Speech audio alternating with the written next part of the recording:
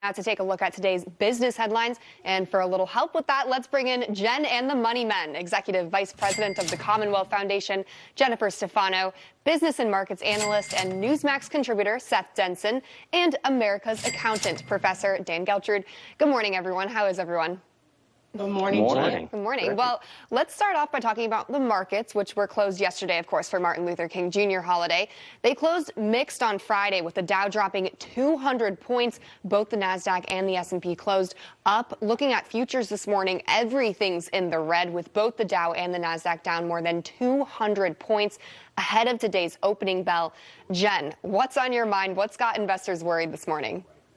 Well, I think it's going to be a very bumpy ride for investors. And the most successful investor in this type of market, or in any type of market, is going to be the disciplined one. I think for those ready for retirement or already in retirement who are living off a fixed income and relying on the markets, the key is a steady hand. And that's going to be very tough as inflation and other factors, including COVID, make the market very volatile over these next couple of months, if not the whole year. And of course, looking ahead to tomorrow, I want to talk about 5G because CEOs from 10 major U.S. airlines reached out to the Biden administration. That's pretty significant. They're all sounding the alarm over tomorrow's planned rollout of the 5G technology, saying that it could cause catastrophic disruption. Seth, I know they're worried about safety issues, takeoff and landing. You know, this will impact a lot of their systems. But what does it mean for these airlines that are already struggling? Are we going to expect consumers to, it costs consumers a lot of money with diversions?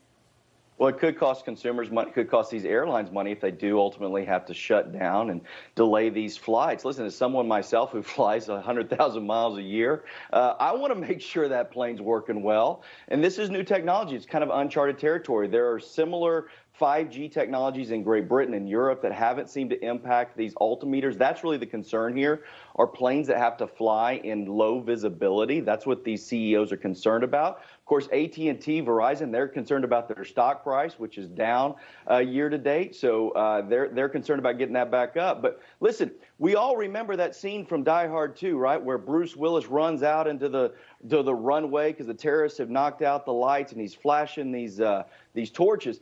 Unless we've got Bruce Willis's all over the country, I think we need to solve for this because especially during this winter time, last thing you want is to be flying on a plane and the altimeters not be working. Exactly. And all these airlines are asking for is just for 5G not to go up 2 miles within airports. I wonder how much that would impact AT&T and Verizon, these companies. But from Which they've agreed to do, Christina, in 50 airports. Problem is, there's a whole lot more than 50 airports in the United States. Yeah.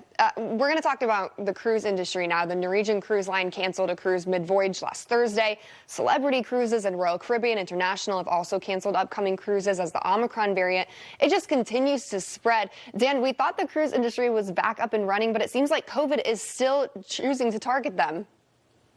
Right, not so fast. Look, people get isolated on a ship, and I know going on cruises, it's a lot of fun, but it's not so fun when it becomes a floating hospital. Because especially Omicron being so contagious, all you need is a breakout in an isolated area like a ship, and then everybody's got it. And then what happens? They keep you out of port waiting until they could figure out how to bring non-contagious people off the ship. So look, I think this industry is in store for a lot of challenges going forward. Why?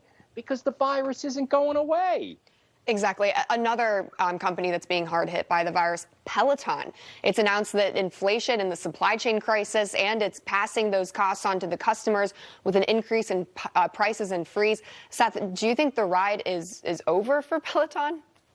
Boy, it certainly seems that way, doesn't it? I mean, their stock is down nearly 80% over the last year, and that's caused by a couple of different things. One is people are ready to go back out and work out, and second, there's competition in the space. There's a lot of competition in the space. And then I guess there's a third thing, inflation. It's hitting them too. They can't get their products over. And I mean, I've heard stories where they're actually hiring 747 airliners to bring these things over. So listen, Peloton's got a lot of work to do. I don't know they'll get back to their mid-pandemic glory, but maybe they can survive on these subscription services. This is just part of the game for them.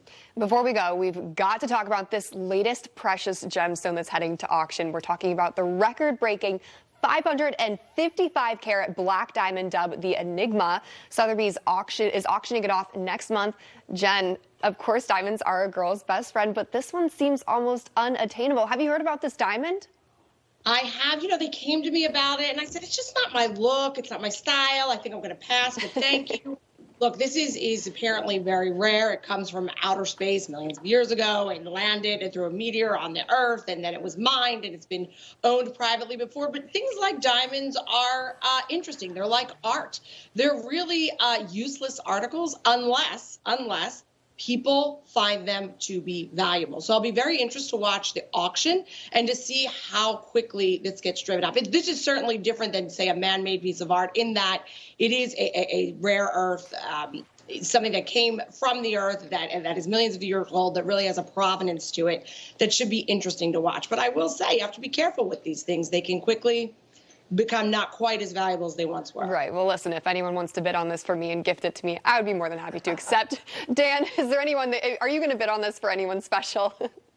No, I'm not. I don't particularly know what you do with that. Once you purchase it, well, okay, Seth, maybe for you, what you my do with friend. it, you tell everyone you have a diamond from outer space. That's what you do with it. I don't know what you do with it. I mean, I don't know how that would look around Seth's neck. But, I mean, it's like investing in anything else, I guess, these days that's not digital. You have to just put it away and once in a while look at it. I don't see the practicality of it. So in spite of Seth wanting me to gift it to him, I think I'm going to be on the sideline. Well, I'll be watching. Jennifer, Seth, Dan, thank you guys so much. Always informative, always entertaining. I appreciate it. Thank you.